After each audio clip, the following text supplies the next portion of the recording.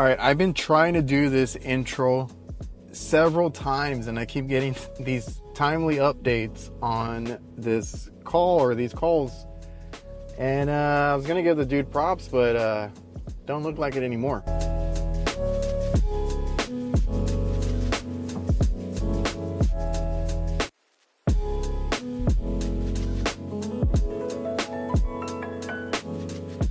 What's up, guys? Hola, bienvenidos. Welcome back to the channel. Hope you guys, subscribed. You drop a like, leave a comment. Let me know your thoughts on this as well. So, I do have a repair video here for you guys today. It's going to be me going behind, or I have some calls at a location and I have to go behind somebody that actually did or was called in for a second opinion on something I had already, advised them on, and we'd done some repairs to it. I don't know why this was out of left field. I believe they just wanted to try somebody. It is what it is.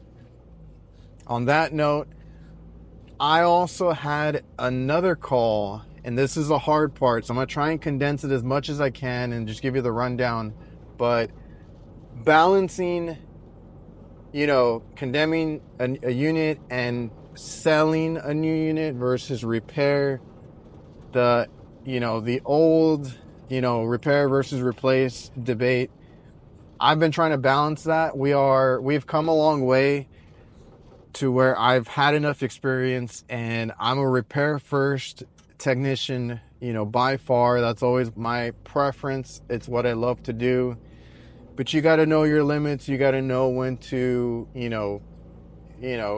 just get a new unit versus part after part after part. And, the unit not working, you're going to end up looking bad if you're trying to fix a 30-year-old unit, whatever it is, and it's just beyond repair, right? So I've been down that hole. I've got myself in trouble trying to fix something that just was not repairable.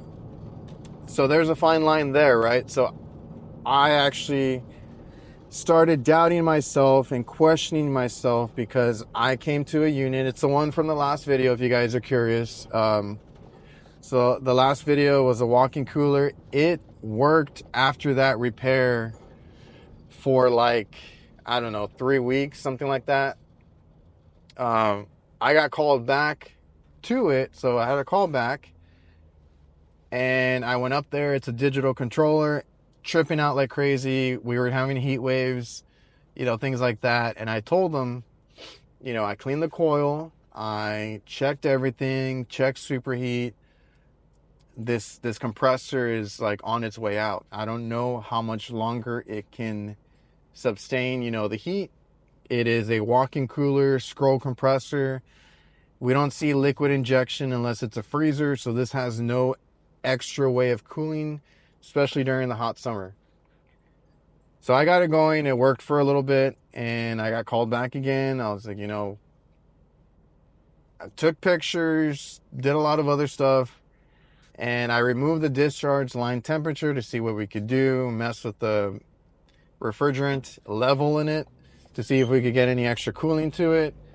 A lot of little things that I'll try to do to get it going, which is adding, removing refrigerant, whatever the situation calls for. So I tried again, it tripped again, right? So I was like, no, at this point, I think I got it going, but I was like, at this point, I don't know how long it's going to last. Please, I will submit a quote. I want to do top and bottom in this walk-in cooler because the fins are real brittle. So let's change everything out, whatever. They started questioning us, or at least the area manager. Why do we need everything? Why this? Why that?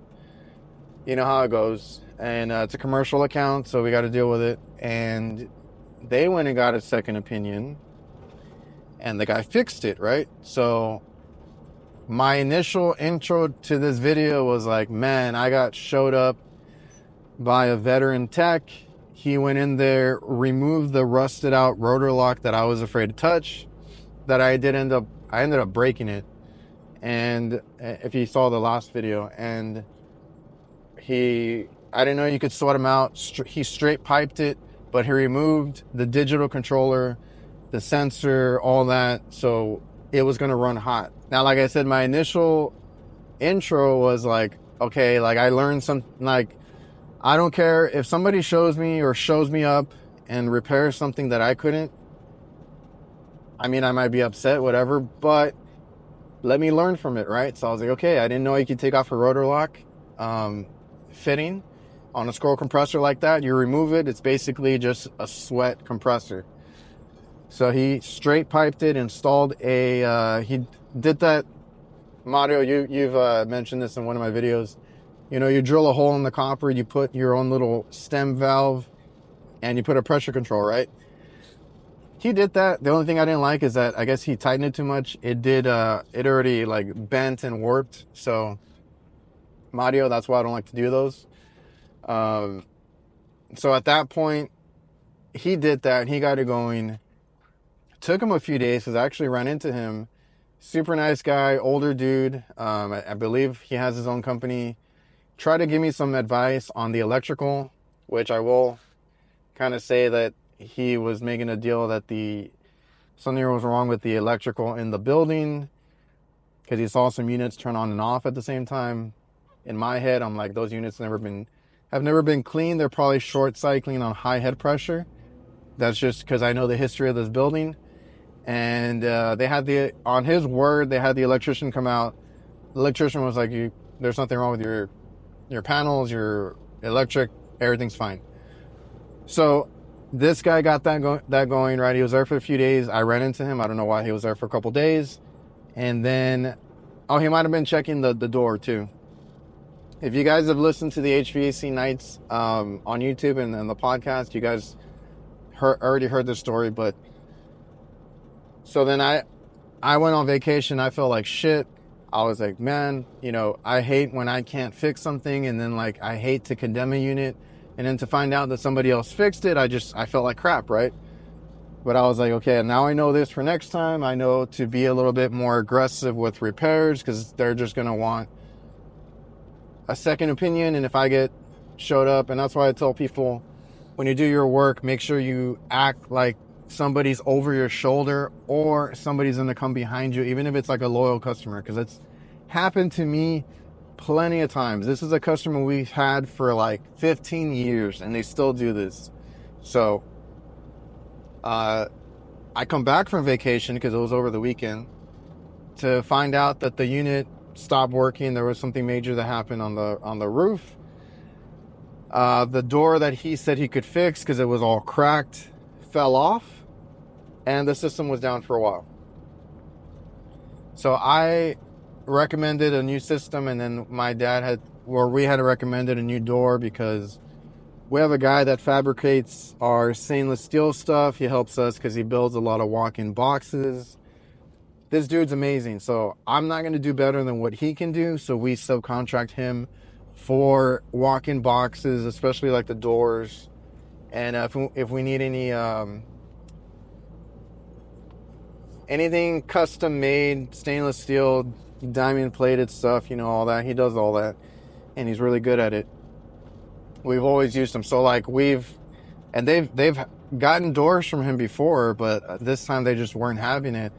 The guy went in there and said this was all repairable, kind of made us look bad, and it worked for a couple days. He had to go back, and that made me feel better. And says he needs parts, whatever it is. I guess he was still fixing the door, and lo and behold, now I find out, I don't know if it was today or yesterday. One of our guys went by to go work on something else. He took a peek in there. Brand new system. So the guy that told them that they didn't need to replace it, that he could fix it, it's repairable, all this other stuff, screwed up, and it didn't work. Still got the job to replace the system. And I was right all along, right? I told him this unit's on its way out. The discharge temperature that he took out, the sensor, After he left, I went up there with a clamp. That discharge line was 266 degrees or so and rising. As you know, on a discharge line temp, most sensors, anything of that nature, is 220 degree and it'll trip. You don't want to be over that. There's a reason why those sensors are there. So him changing that out, trying to make it mechanical, with just the pressure switches, it didn't end up working. I was like, I know this compressor's gonna. I figured, when I heard he got it going, I'm like, he probably dumped in a bunch of refrigerant, removed the sensors, and luckily it started working. Maybe it was early in the morning before it got hot. I was like, either way, we're kind of like killing that compressor to where it's gonna end up giving out. And I told the lady, I don't know if it's gonna last a week, a month, 6 months, 5 years, I don't know. To which that new system, he found it iced up, so it's not even working. I told my dad I would be embarrassed to even go back after all those issues, because it's the same company. I'm assuming that he ended up doing that install either at a huge discount to cover up for, messing up and wasting time, or what my dad was thinking is the guy that hired him was embarrassed to have us go out and do the change out after all. Either way, we lost, that install. And the store managers are the ones that always request us, and we value, that they support us so much, and they want us there, and they trust us, because they were super pissed in both instances. The one that I'm going to show you, the freezer, because it was a freezer that was down, and the other one that the guy kept going back to was a lot of meat products. So it's raw meat. That cooler goes down. That's the food that they serve, right? That's a big responsibility, and that's what we always make sure that we can get it going or have some sort of plan, because that stuff going down, especially over the weekend, and you can't get a hold of the company in that instance, and they don't come out right away, and that's a lot of product that they lose. And that's what they were complaining to me about. And they were like, can you please, at least on this freezer, can you please check it, please? It hasn't been working, and this and that. And they get fed up with anybody that they've tried. So I was trying to give them props, but at the end of the day, and I don't mean to be like cocky, I've told other guys, like, be confident, but don't be cocky. I've been cocky in the past, but it's hard.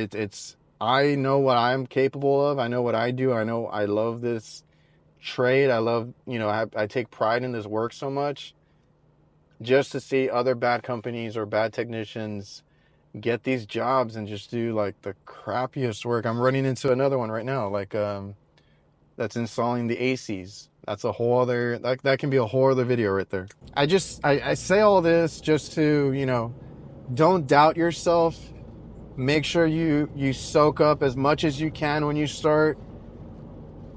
Keep learning, taking in knowledge. There's no excuses now. Look up something on YouTube or online. Fact check it, even if it's like, I trust Ty Brenneman and Craig Migliaccio and those guys, but fact check it, right? Watch several videos, look up a textbook, look up something, and make sure it's like the standard across. But keep learning, take all the knowledge in. I've always been very confident because I went to school and actually learned quite a bit. And then my first 5 years was full of mistakes, right? So then I learned my lesson on different things, and I've been very confident this past 10 years or so, because I've been doing this about 17. And every time I start to doubt myself because of a second opinion, it's not really that. It's just they wanted somebody cheaper. You're never gonna. There's no easy way to combat that. They're always gonna want a second opinion, someone cheaper, somebody who'll just get it going. So I try my best to repair, but there's a fine line on being able to fix something and get it working, or just wasting the customer's time and ended up, you know, making it worse. So they were without a cooler. And in this video is another instance where I think they just wanted somebody, or to try somebody else out. So the walk-in freezer went down. We had already repaired a couple of things, and then this guy goes out and says it's a TXV. So red flag already. How many times is it the TXV, right? So he said it was a TXV. He replaced it. I don't know if he knows it doesn't work, because then they were begging us to fix it, that it went down over the weekend. He came back and it was working for another, I don't know, a couple of days, and it went out again, and they were like, can you just please check it? So in this video, I went to go do some other calls, and then I got, you know, I went in and went behind this guy to do this walk-in freezer as well. And yeah, just like I said, don't doubt yourself. Don't if you keep learning, you'll always get it. You'll always gravitate to the basics, figure out a lot of the stuff, and you'll see that a lot of it's really the simple things. So hardly ever the TXV, hardly ever, you know, have to condemn anything major. Check your airflow, make sure all your connections are good. Check for power at the very least when you start. You know, make sure you got all the proper signals going everywhere. That's always a big thing too. You might have a loose wire or a safety that's tripped. And a lot of times those safeties trip for a reason. So just, you know, do your due diligence and you'll be good. So now we can get on to the video, and I hope you guys enjoy.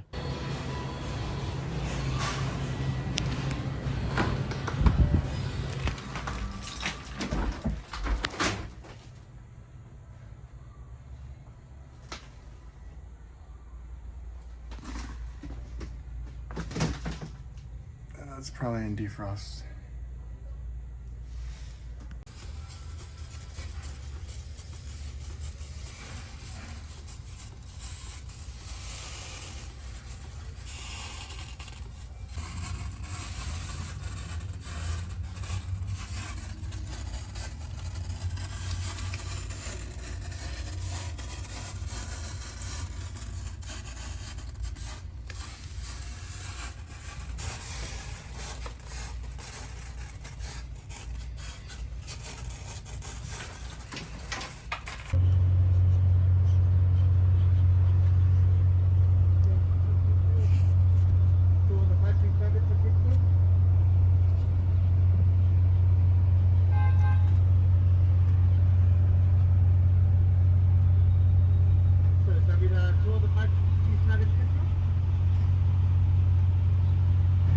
All right, I got time today, so I'm running it because I kicked it out of defrost. We'll see what it does. But kicking it on, it almost looks like it's low on refrigerant. And I did see that's my service port that was there, and it's bent. I don't know why it's bent. It cleared the top panel, so it shouldn't have been like hit or anything. So at some point that got knocked over. But according to Bubbles, it's not leaking. There's also a little bit of residue or something on the I think that's a low pressure switch. And again, nothing on the bubble side. There's a whole bunch of birds freaking fighting in front of me. So I don't have a leak showing yet. Now, what I am going to say, I asked them if they knew anything of, because I always like to know the history. Did they know anything as far as like what the other company did, right? I was trying to be nice about it. I didn't want to like say anything bad, but they were a little upset. They still feel a certain type of way. So they were saying that they got a new expansion valve, which I can see why they would have thought to replace it, because I've had issues maintaining superheat on this, but I did dial it in as best as I could. The thing is, they have a lot of heat infiltration, so they still have not fixed the door. That door is barely hanging on. It's cracked. It's warped. I think I saw the gasket coming off. The building around it is actually warping, like the wall there.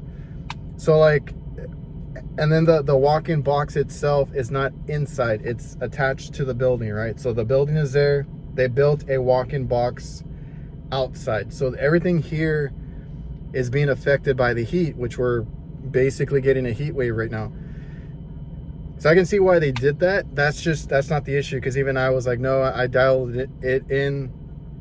The TXV was responding and all that when I was messing with it. I'm not sure if they changed the solenoid, but there was never really an issue inside. We had to replace a compressor because it was leaking by a little bit internally, and it was causing issues with defrost and stuff.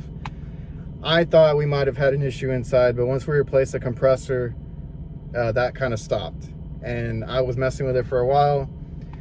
So knowing that they replaced the TXV, I'm going to be checking superheat. I'm going to be trying to dial it in, but first I need to run it for a little bit. I need to see if we have any or if we're low on charge, because it was iced up, so it cleared after defrost. It was in defrost, and if it doesn't bring down the temp at least close enough, right, like under 20, then I might have a charge issue, and I'll have to look at the pattern, have to see if it's cooling all the way back to the compressor. I will probably have to check the superheat at the compressor, all of that, just to verify how it's working, and then, like, you know, what did they do, or why did they do what they did.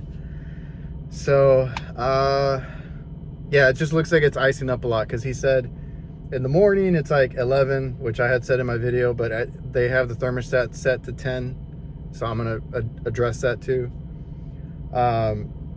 He's like, in the morning it's like at 11, but during the day it does not keep up. So they probably had this, or Wednesday, it's probably a issue they've had all week, because it is getting hot out. So I'm gonna let it run. We're gonna check temp, check superheat, see what we find.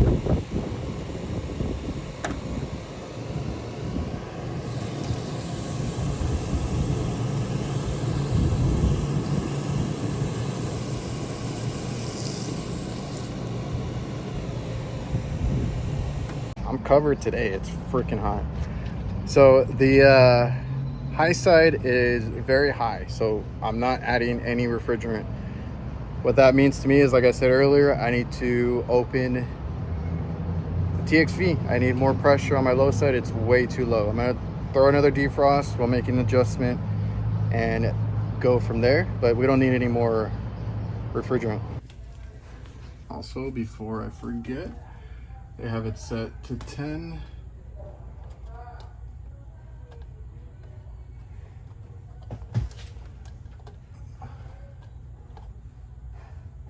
We're gonna shoot for 0.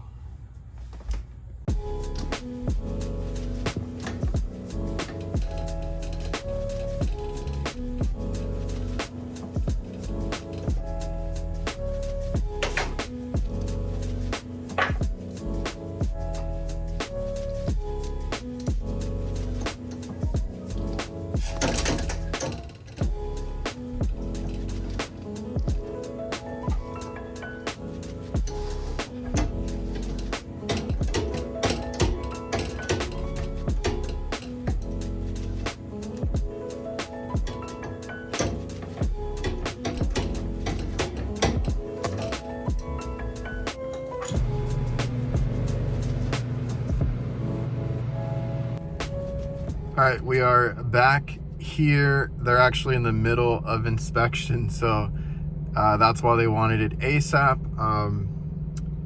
My dad actually was like, what are you doing there? The other company should have fixed it, you know, this and that. I didn't know. And I normally do the same thing. I'm like, get the company that did it, but I didn't know that they were getting inspection, and that's why. So the freezer, when I got here, she's like, oh my God, what did you do? It was working.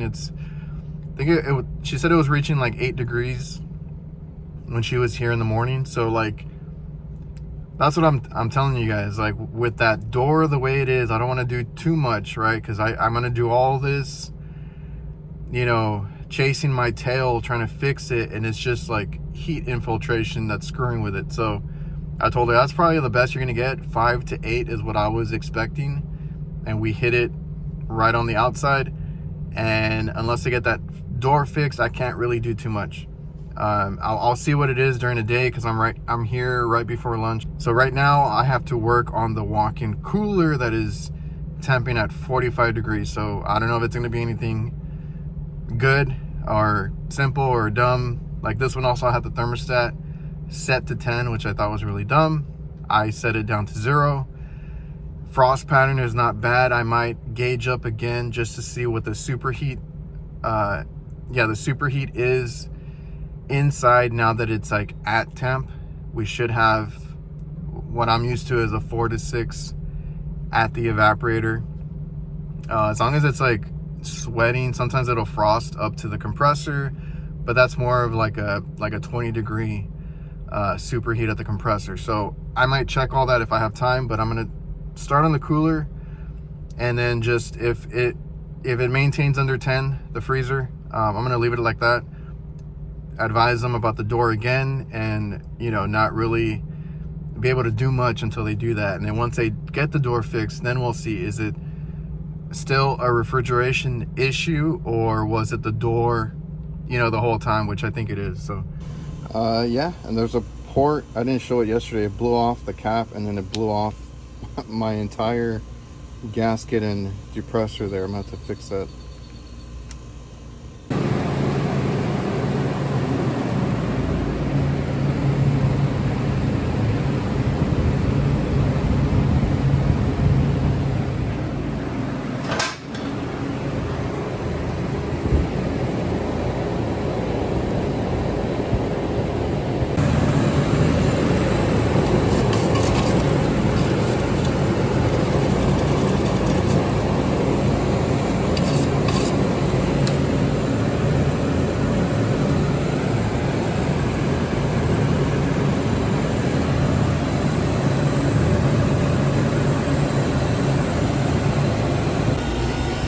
So it's new-ish. We didn't put this one in, but I'm gonna check. It is sweating, but it's flashing quite a bit, so I'm gonna just check pressures. I got I had gaskets because I had just bought some, but I don't have the depressor, so I'm gonna use this port depressor.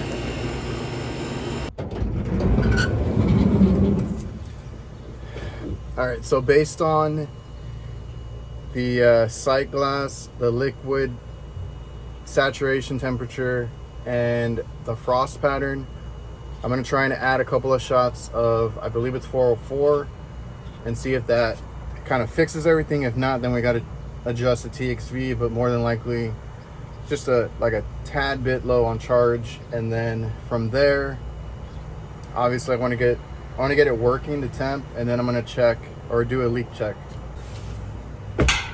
So yeah, I got 404. I'm going to just do the manifold today, and then go from there.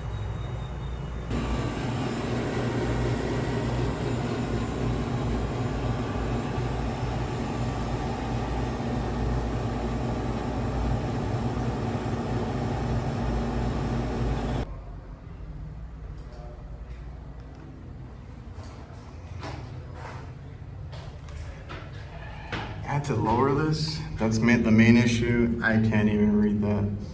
So let's go ahead and upgrade this.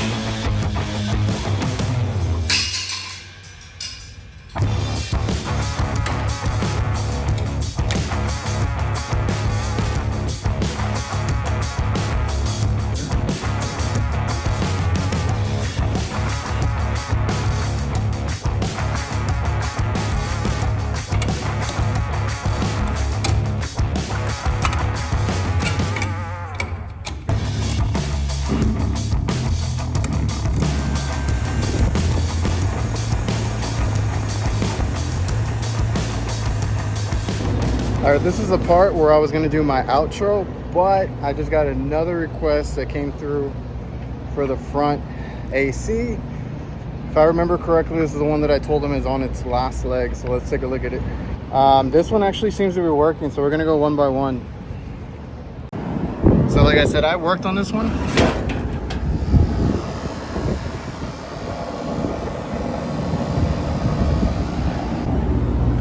And it's doing the most that it can. I don't know if another, like I said, if another AC is down that way, then it's gonna mess up this one. And they don't get maintenance on it, so I know this thing is dirty. So the next one is this one, but this one's throwing me off a little bit. There's a Dawn soap. I don't know if somebody else is here. This air feels really nice and cool, so I think we have a, I don't think this one's actually cooling. Yeah, I know it's running, just not cold whatsoever. We got a lot of oil right here. Okay. Alright, this looks, I feel like I've leak checked it before, and I know we found a leak somewhere. And I believe this compressor was put in like 3 years ago, something like that. So, and these pressure switches are in. I'm surprised it didn't trip. So, there's a little oil there. There's a little oil here. So let me go get my leak detector and see if we can pick it up real quick. So personally, I can't find any like major oil. This is the evaporator, so it's all wet. This could have been old oil, I don't know, but it's not going off. Let's try turbo. Whoops.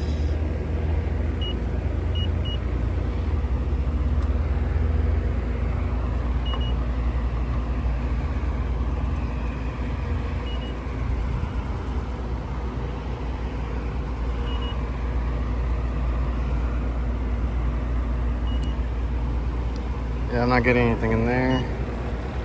But of course, notorious Hvacr.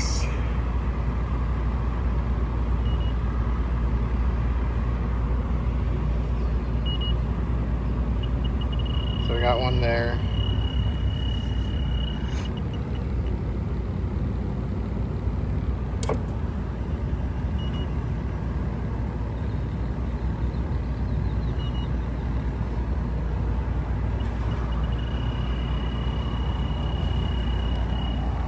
That one might be a slow one, but I know it had pressure when I took the cap off.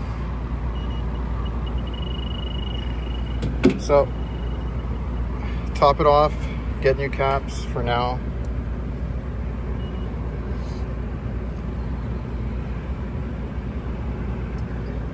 Or if I can put in the ones that the stems that I use, I'll put those. It's that damn heat wave, dude.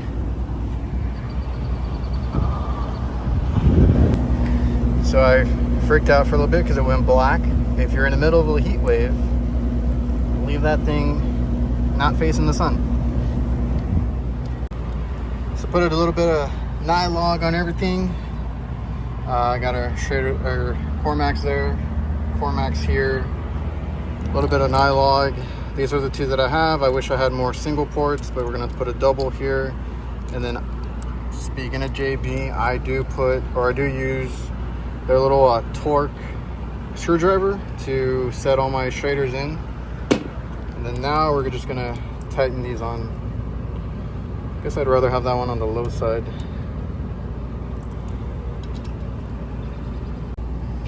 My brain stopped working. I said it backwards. I'd rather have more leak points or possible on the low side, not the high side. So everything tightened in.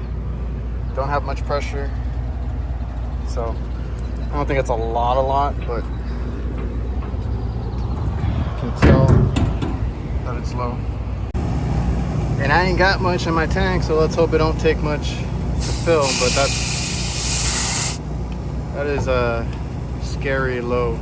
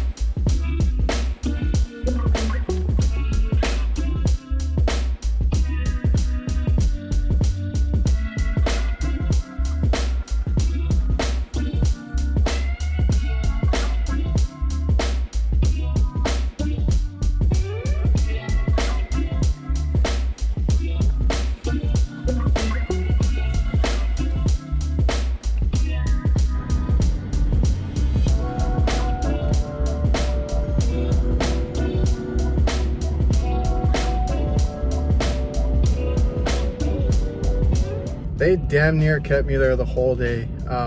I came for a follow-up, and what I had worked on already to follow up on was a freezer.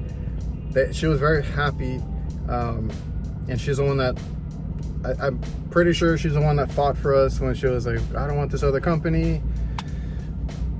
Just went in there and I told her, you know, I have to make adjustments to the valve that was installed. Hope you guys enjoyed the video. I think I covered everything. So yeah, just a busy day.